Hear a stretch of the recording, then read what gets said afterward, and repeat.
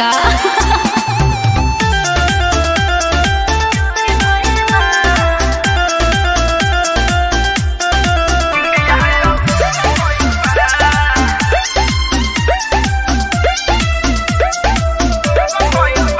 जब कमर लचका के चली पूछे सहाल के अच्छा? केहू बा दीवाना हमर गोरे गोरे गाल अरे के। मैडम से जान ले बुका हो ए बाबू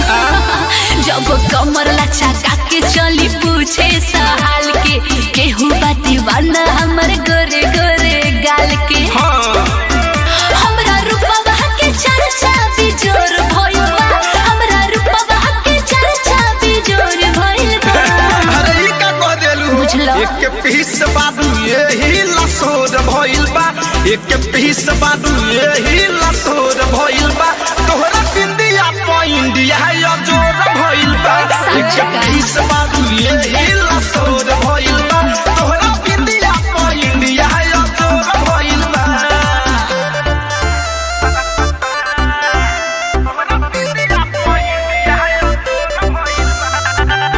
साचू का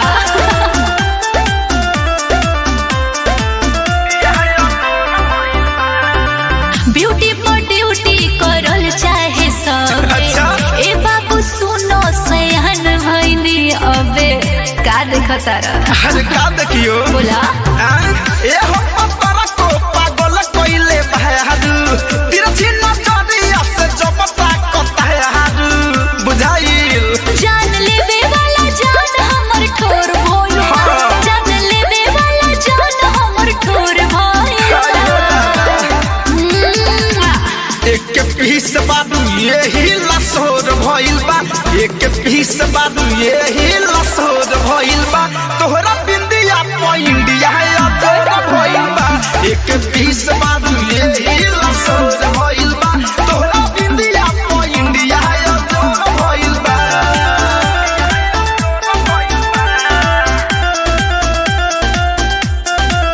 साचू का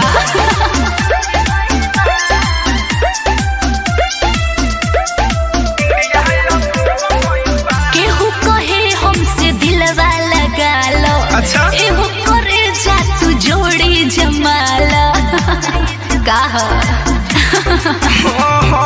महारी के मुसकी तू जब जब हसेलू धड़कन धमंड के दिल में बसेलू